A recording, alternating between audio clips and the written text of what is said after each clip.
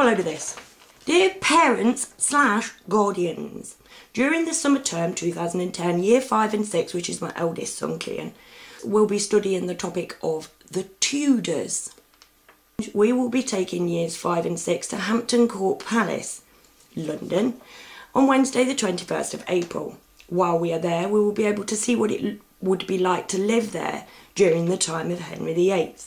My son is 9 years old. My other son is 7 years old, and he's just done giants and castles, right? They made like a little mini castle thing in one of the rooms of the school, right? When you were little, things seemed bigger because things were bigger because you were littler. And so this whole room thing that they've done, it's like, wow, do you remember when we made that castle at school? These are things that are going to go in there. Now, that is both of my sons now, and neither one is 10 years old, and they have both been taught about monarchy, right? They, as you can tell by the subject matter, my sons, before the age of 10, will learn about beheading for the sake of it.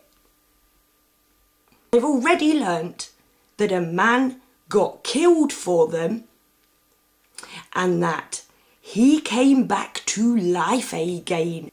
They've been taught that. I didn't ask for them to be taught that, and I would not choose for them to be taught that, but they have to be taught that. It is my legal obligation to hand my children over to a system that knows not what it does. Their memory synapses will be chock full of the same things as mine were, because I had all this shit when I was at school. That's why when I first said there was anything wrong with the Queen, I wanted to chop my own head off. I felt ashamed. Dirty bad, naughty, naughty, dirty bad me. Right? And that's because it's been bred into me. And it's being bred into my sons as well. It's bred into us all. Last week, I felt that I'd been given a message to pass on from Diana. Yes, it really does sound stupid, and I wholeheartedly agree with you. Just sharing the information. But basically, she wanted the lads out of there. And the theme of the dream was, you have to get those lads out. Don't let them take my boys. Please don't let them take my boys out. Because they are already turning. And they have no option. Because they're of a bloodline. Well, obviously Harry's not, but I still want to marry the man. But yeah, especially Harry. Do you know what I mean? Because she doesn't want him there, I don't think. You know what I mean? There has to be somebody who changes it. And they are being taught how to accept what they're being lavished with. And it's not nice. And no mother wants her children to be fed lies.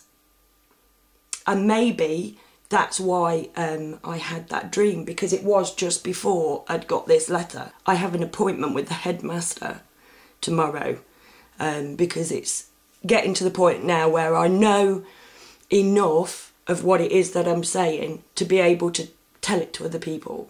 So she'll ask him for help on how I can make a very public complaint about what my children are being educated in, because my boys want to be at home with me. Not because they're lazy, they're both incredibly clever, talented boys, but they want to be with me. They do not like being away from mummy. They want to learn what it is that I've got to teach. As soon as we can wipe our arse when we're asking mummy what to do, and what to that, oh, why, and we're told exactly the same things as everybody else. We have to fill up our brains. Now, our brains start out with very little in them.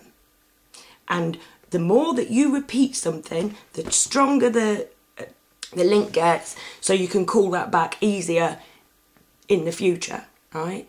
And we have our memory synapses filled up with random crap, and it must contain instructions on do not look at the monarchy, think that they're fab, Wow. Oh, give us a glimpse, would you please, love, because I'm not worthy. And it must contain numbers, and those numbers must start out very, very easy and quite comfortable, and they must get really, really, really hard. Right? So you start out at Y, and it's like, sit down, shut up, do as you're told. Right? Then what's the next major thing in a person's life? Puberty. Yes, puberty. A humongous change, probably the biggest change in a person's life, right?